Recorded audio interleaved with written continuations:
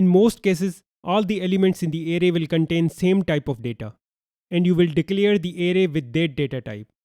However, if you don't know what type of data array will contain, you can declare the array with the object data type.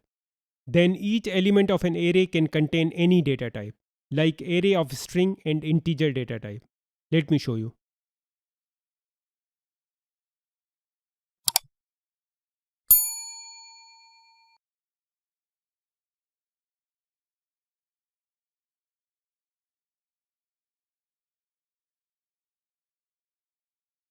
This array contains string and integer values.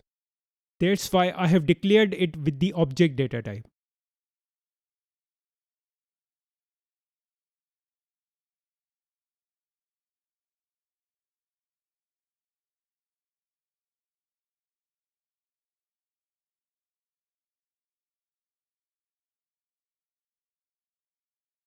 I cannot do this.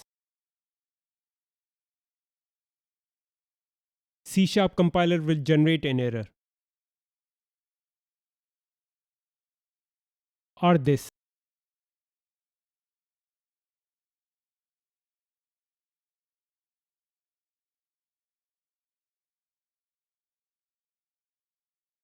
One thing to note here, when you use object data type with the array, then always use var or object in the for each loop.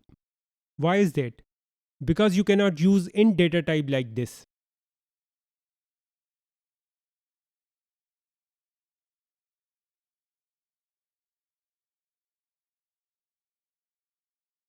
Or string.